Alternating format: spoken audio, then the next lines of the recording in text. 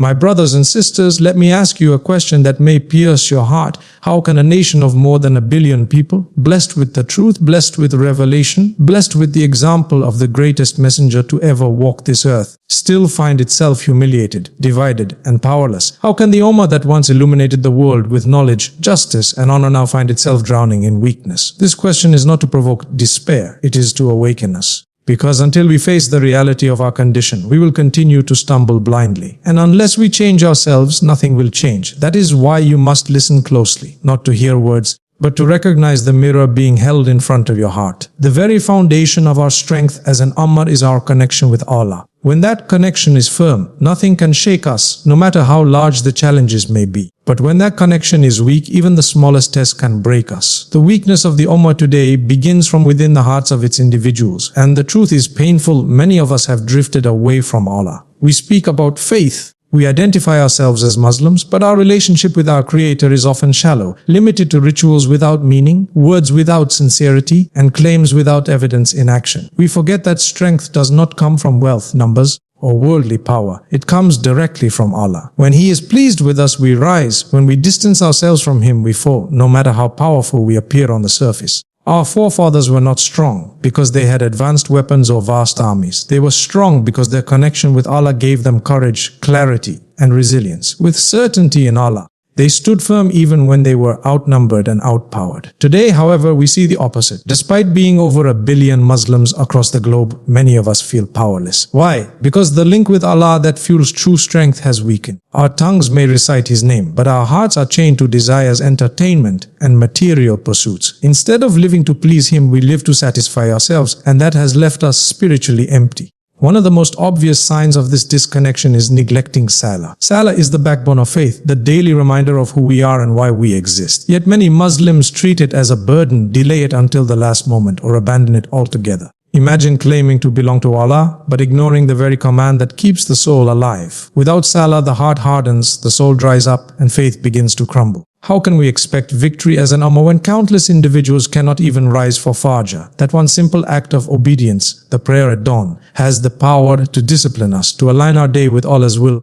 Yet many sleep through it without guilt. This neglect is not just a personal weakness, it is a collective one, and it manifests as the weakness of the entire Ummah. Another sign of a lost connection is how little we remember Allah in our daily lives. Our days are filled with conversations about money, careers, politics, and entertainment, but how often do we stop to say Alhamdulillah, Subhanallah, or Astaghfirullah with sincerity? How often do we turn to Allah with gratitude or in repentance? A heart that rarely remembers its Creator becomes vulnerable to fear, anxiety, and despair. That is why so many Muslims today feel empty even while surrounded by material comfort. The true comfort, the true strength comes from knowing that Allah is with you, that He hears you, and that He guides you. When that connection is lost, we try to fill the void with distractions, but nothing can replace the sweetness of faith. Disconnection also shows in our priorities. Many Muslims today chase careers, wealth, and recognition with passion, while religious obligations are left behind. We complain that the Ummah is weak, but we must ask, how many of us are willing to sacrifice even a fraction of our time or comfort for the sake of Allah?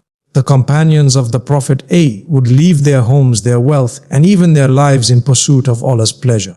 We struggle to even switch off a screen to open the Qur'an for a few minutes. This shift in priorities has left us spiritually bankrupt. We want the honor and dignity of Islam without carrying the weight of responsibility that comes with it. The weakness of the Ummah is therefore not external. It is internal. It is not about what others are doing to us. It is about what we are failing to do for ourselves. Every heart that neglects Allah adds to the weakness of the Ummah. Every home that forgets the Qur'an becomes another home vulnerable to chaos. Every soul that prioritizes dunya over akhirah contributes to the collective downfall. We cannot point fingers at leaders, nations, or enemies while ignoring the state of our own hearts. The Ummah's strength starts with individuals, and individuals draw their strength from Allah. If we want to see a strong Ummah, we must first see strong believers, and that strength cannot exist without a deep connection with Allah. But there is hope. The connection with Allah is never permanently lost. It can always be revived. It starts with small, sincere steps. It starts with turning back to Salah, reciting the Qur'an with understanding, remembering Allah throughout the day, and making dua with a heart that truly believes He will respond. It means replacing empty distractions with acts of worship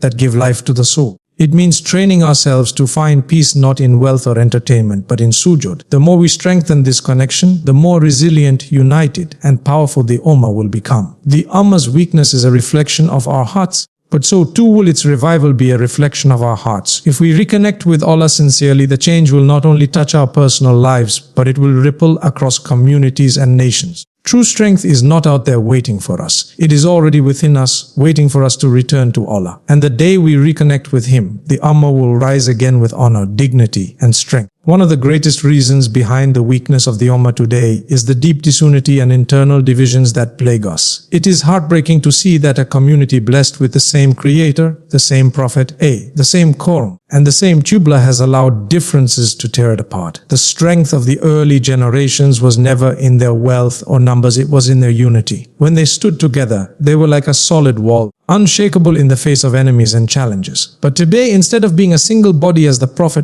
described, we are fractured into countless groups, sects and factions, each one claiming superiority over the other. And the consequence of this division is weakness, humiliation, and the loss of dignity that we witness across the globe. Disunity manifests itself in many painful ways. On the political level, Muslim nations fight against one another, more willing to harm their brothers than to defend them. Instead of standing shoulder to shoulder against injustice and oppression, they compete for influence, wealth, or recognition in the eyes of those who do not care for the Ummah's welfare. On the social level, communities are divided by race, ethnicity, culture, or even language, as though these differences erase the fact that we are all part of one family of faith. On the individual level, Muslims break ties with one another over small disagreements, allowing arrogance, ego, and envy to replace the humility and love that Islam commands. The result of all this is that our enemies do not need to work hard to weaken us. We weaken ourselves from within. It is important to understand that differences in opinion are not the problem. Differences existed even among the companions of the Prophet,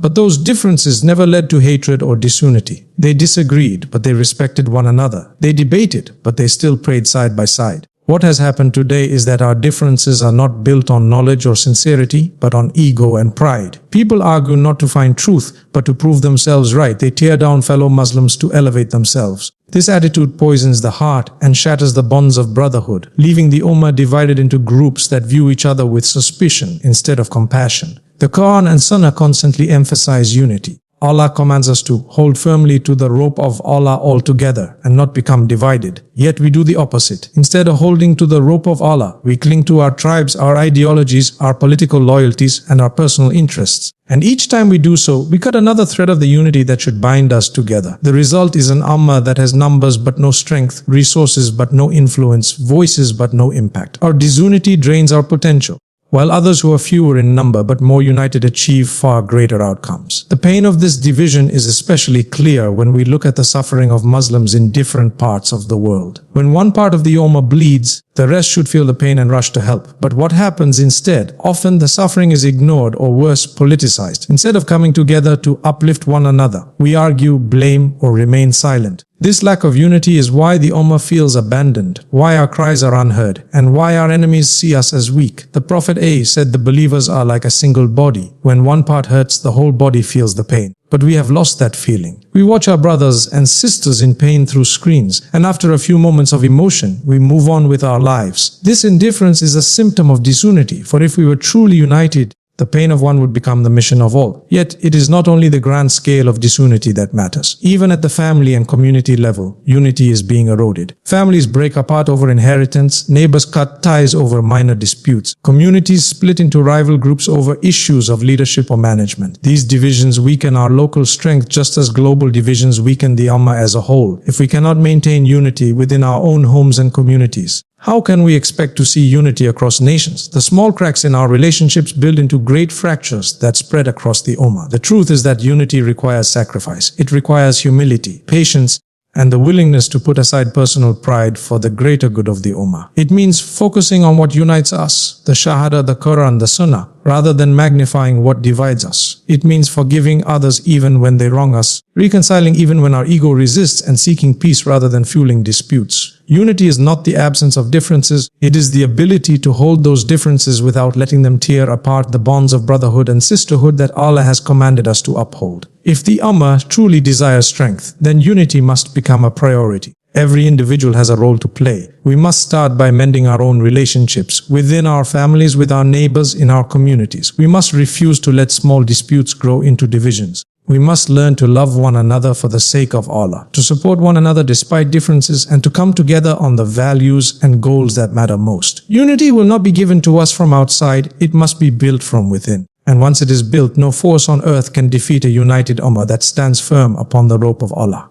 The weakness of the Ummah cannot be blamed only on external enemies. It is our disunity that makes us vulnerable. But just as disunity has weakened us, unity can revive us. The day we decide to let go of arrogance, to silence envy, and to prioritize the Ummah over ourselves, that will be the day we rediscover our strength. And until we do, we will continue to suffer. Not because of the power of others, but because of the cracks we allow to grow within our own walls. The solution is in our hands. It is unity, and the responsibility lies upon each of us to restore it. Another critical reason behind the weakness of the Ummah is the neglect of the Qur'an and Sunnah. These two are the foundations of our faith, the guidance sent by Allah to lead us through every situation in life. The Quran is not just a book to be recited in times of need or placed on shelves for display. It is the manual for life, the timeless word of Allah, meant to guide us in belief, behavior, justice, mercy, and every decision we face. Similarly, the Sunnah is the living example of how to implement the Quran practically, showing us what faith looks like in action. Yet today, countless Muslims have turned away from these sources of strength, preferring instead to adopt ideologies, cultures, and lifestyles that contradict what Allah has revealed. When the Ummah abandons the very light that was meant to guide it, darkness naturally spreads, leaving us lost, weak, and confused.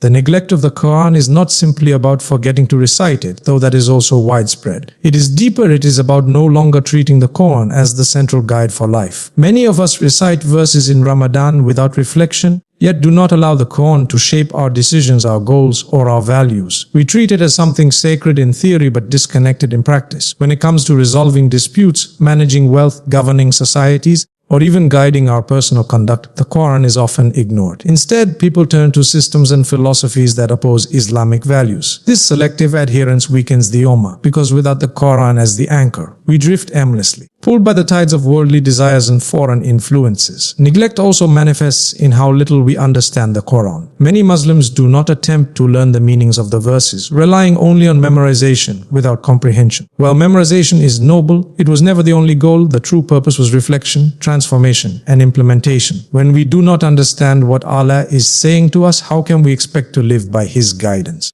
A generation that recites words without comprehending them is vulnerable to confusion, division, and weakness. This is why we see Muslims adopting harmful ideologies or falling into despair, because they have not been nourished by the truth and wisdom that the Quran provides. The Sunnah too has been neglected in similar ways. Many treat the Sunnah as optional extras, as though they are insignificant details, when in reality, the Sunnah is the practical demonstration of the Quran. Without it, the Quran cannot be fully lived. The Prophet embodied the message in every aspect of his life, his worship, his dealings, his leadership, his family life, and his character. To turn away from the Sunnah is to separate theory from practice, leaving our faith incomplete and unbalanced. When Muslims dismiss the Sunnah, they inevitably begin to adopt lifestyles and habits that clash with Islamic principles, and this weakens the Ummah both spiritually and socially. This neglect also weakens the collective identity of the Ummah. When the Quran and Sunnah are no longer the common ground, Muslims begin to define themselves by culture, nationality, or ideology instead of by faith. They prioritize customs and traditions, sometimes even when those customs contradict Islam. This creates further disunity and confusion. The Quran and Sunnah were meant to unite the Ummah across all differences, giving us one standard by which to live. Abandoning them removes that unity and replaces it with fragmentation. The result of this neglect is seen everywhere. We see corruption, dishonesty, and injustice spreading even in Muslim societies. We see leaders who rule without reference to divine guidance. We see individuals trapped in materialism, chasing wealth and status at the expense of their deen. We see families breaking apart because the Sunnah of mercy, patience, and respect has been forgotten. We see communities fighting because the Quranic commands of justice and brotherhood are ignored. The Quran warned us that those who turn away from Allah's remembrance will live a constricted life. And that is exactly what we see in Ummah, with resources and numbers, but still suffocated by weakness and humiliation. But neglecting the Quran and Sunnah is not an irreversible fate. The door of return is always open, and revival begins with individuals. If every Muslim were to sincerely reconnect with the Quran, not only by recitation but by reflection and action, the collective impact would be immense.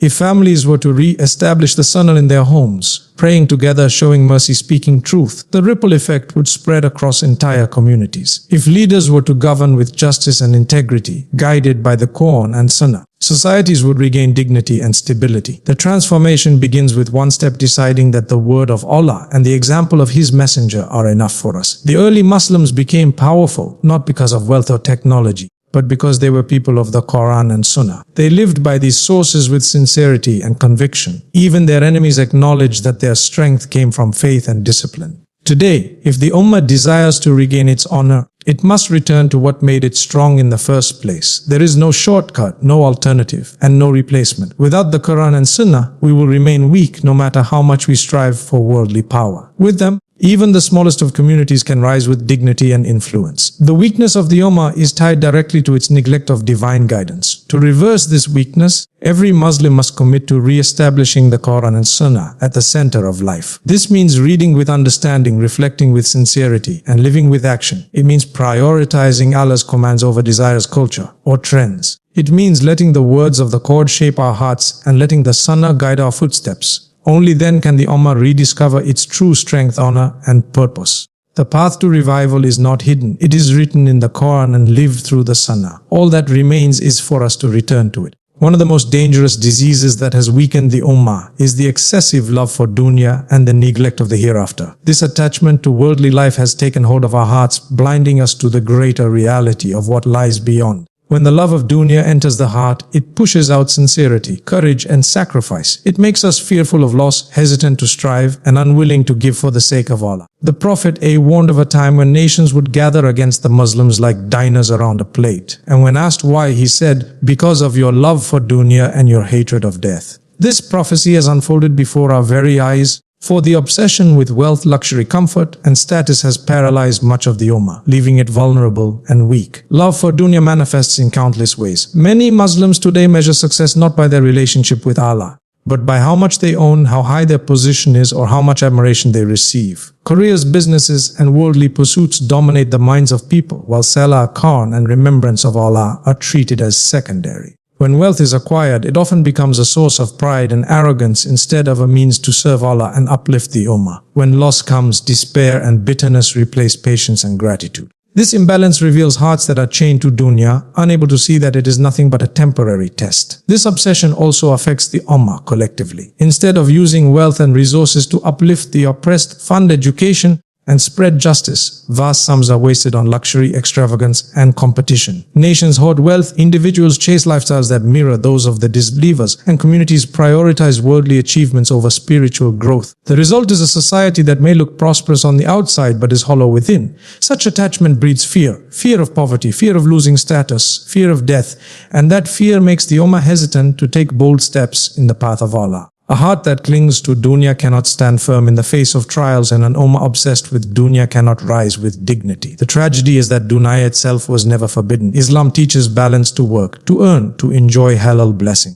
but without letting them own the heart. The early Muslims were merchants, farmers, and leaders, but their wealth was in their hands, not in their hearts. They would spend generously, live humbly, and always prioritize the hereafter. They understood that dunya is a bridge, not a destination. Today, however, dunya has become the destination. People live as though this life is permanent, forgetting that every breath brings them closer to death, and every action is writing their record for eternity. The neglect of the hereafter is the natural result of this obsession. How often do we think about the day of judgment? How often do we remember the grave, the questioning, the scales, the bridge over hellfire? For many, these realities have become distant concepts, mentioned only in sermons but absent in daily thought. When the hereafter is forgotten, sins become easy, obedience becomes heavy, and sacrifice becomes unthinkable. A person who constantly remembers death and accountability will live with discipline and purpose. A person who forgets will drift into heedlessness, chasing pleasure after pleasure, until life ends suddenly and the reality they ignored stands before them. The weakness of the Ummah is tied to this forgetfulness. If Muslims truly remembered the hereafter, they would live with courage, because no worldly loss could frighten them. They would stand for justice, because they would know they must answer to Allah. They would spend their wealth generously because they would see it as an investment for eternity. They would unite because they would know that their true home is Jannah, not this fleeting world. But the love of dunya has divided us, weakened us, and made us fearful of sacrifice. We hesitate to speak the truth in case it costs us a job. We hesitate to defend the oppressed in case it affects our reputation. We hesitate to give in charity in case it reduces our bank balance. All of this hesitation is rooted in loving dunya too much and forgetting that the hereafter is everlasting. Yet the cure is simple though not easy: to shift our focus back to the eternal. To remind ourselves daily that dunya is temporary, that every blessing we enjoy is a test, and that true success lies not in how much we accumulate, but in how much we send forward for the hereafter. This does not mean abandoning dunya entirely, but putting it in its proper place. It means using wealth as a tool, not an obsession. It means living with gratitude but also with detachment, knowing that nothing here is permanent. It means remembering death often, visiting the graves, and reading the verses of the Qur'an that remind us of the day of judgment, so that our hearts remain soft and alert. If the Ummah as a whole were to revive this perspective, its weakness would quickly transform into strength. An Ummah that fears Allah more than it fears poverty, that desires Jannah more than it desires luxury, and that values sacrifice more than comfort, is an Ummah that cannot be defeated. No enemy can overpower people whose hearts are fixed on the eternal, who welcome death as a return to their Lord, and who treat dunya as nothing more than a passing stage. That was the spirit of the early generations, and it is the spirit we must revive if we want to see the Ummah rise again. The love of dunya and neglect of the hereafter are chains that hold us down, but they are chains we have placed on ourselves. The key is in our hands remembrance of Allah, focus on the hereafter, and sincere effort to balance worldly life with eternal goals. The day we break these chains, we will rediscover the strength, courage, and dignity that comes from being an Ummah that truly lives for Allah and the life to come. Another painful reason behind the weakness of the Ummah today is the failure of leadership and the absence of accountability. Throughout history, nations have risen or fallen depending on the quality of their leaders. Strong, just, and God-fearing leadership uplifts a people, while corrupt and self-serving leadership destroys them from within. The Ummah is not weak because it lacks resources or people. It is weak because many of those who are in positions of authority have failed to fulfill their responsibilities with justice, sincerity, and fear of Allah. Instead of leading with humility and serving the people, they often exploit, manipulate, or oppress,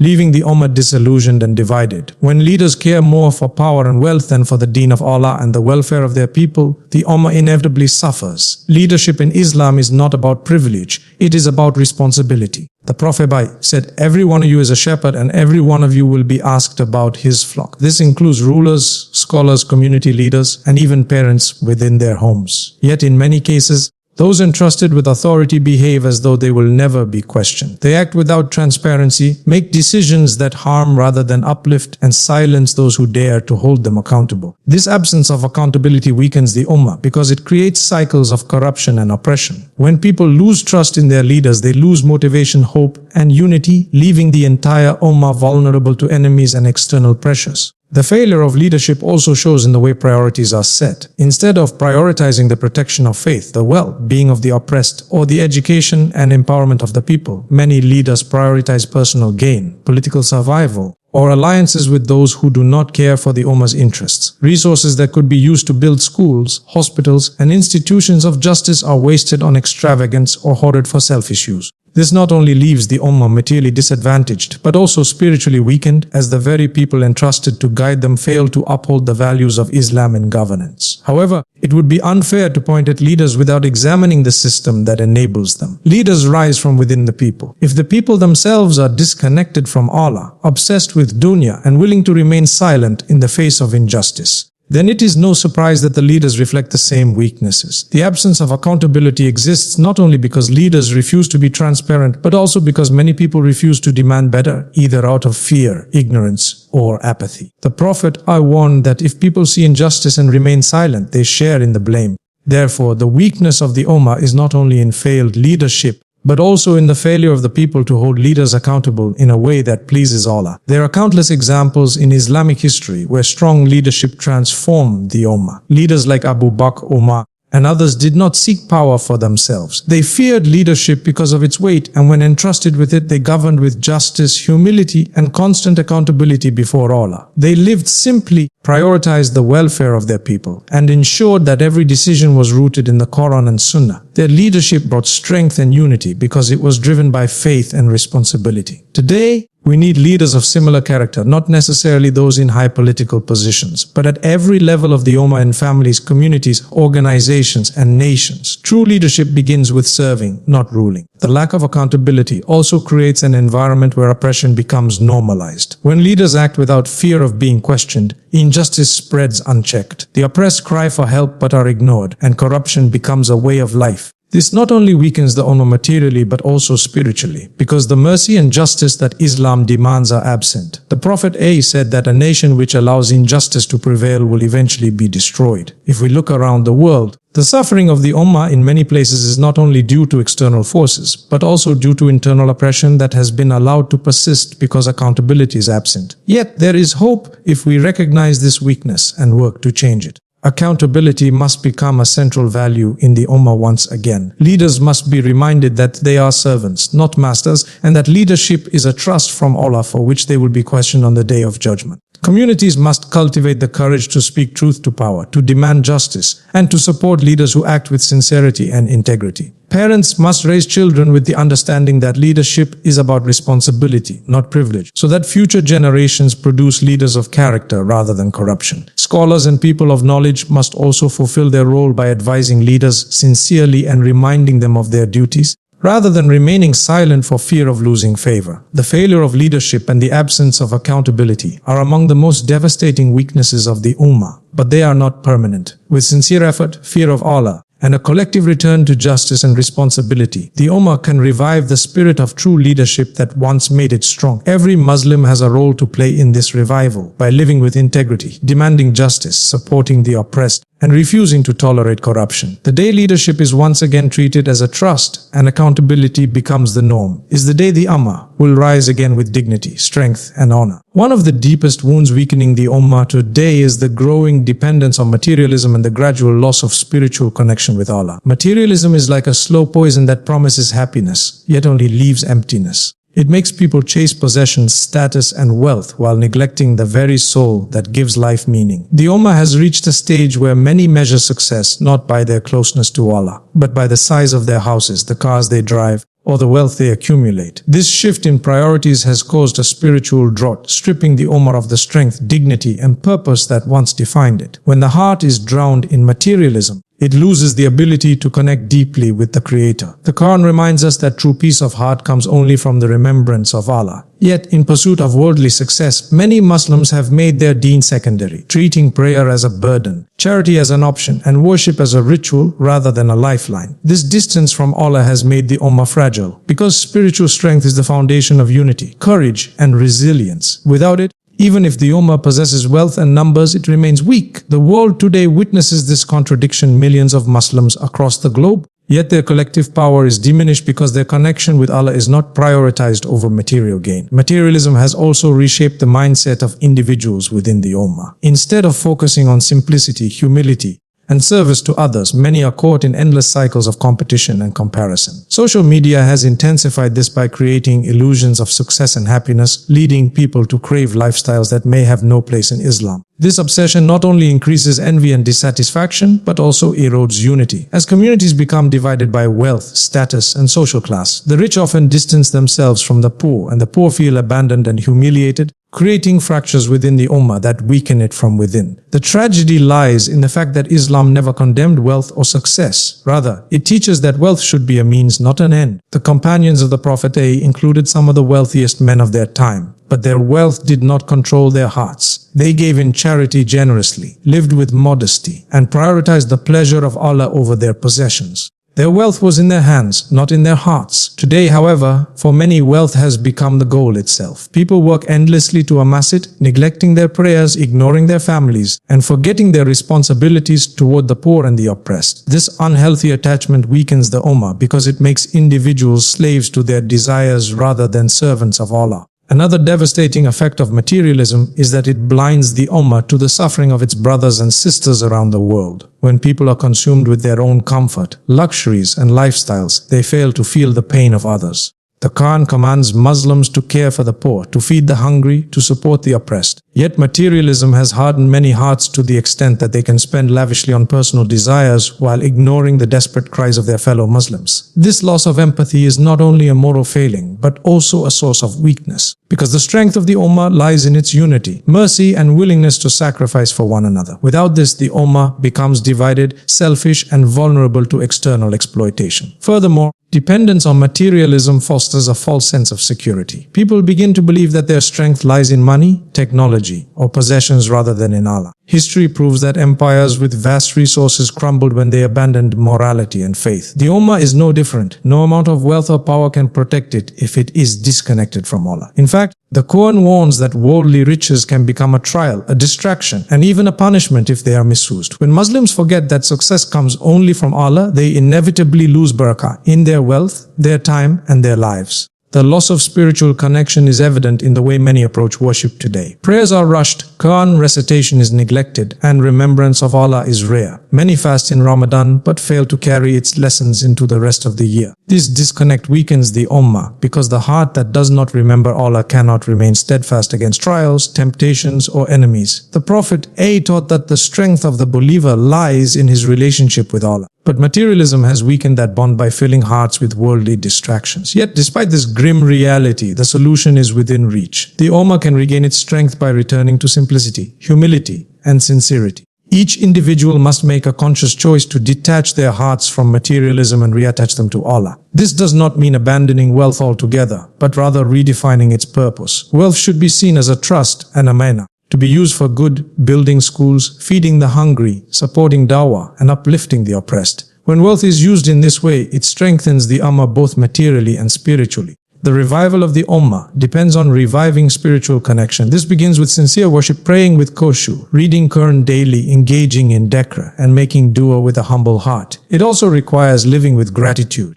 avoiding extravagance, and prioritizing what pleases Allah over fleeting worldly gains. When Muslims live in this way, their hearts find peace, their communities unite, and their strength returns. In truth, the weakness of the Ummah is not because of external enemies or lack of resources. It is because many have chosen dunya over deen. Dependence on materialism and the loss of spiritual connection are the silent killers of strength. The day the Ummah turns back to Allah with sincerity, treats wealth as a means rather than an end, and rebuilds its spiritual foundation is the day its dignity, unity, and power will be restored. That transformation begins not with nations or governments, but with each believer making the decision to love Allah more than this world.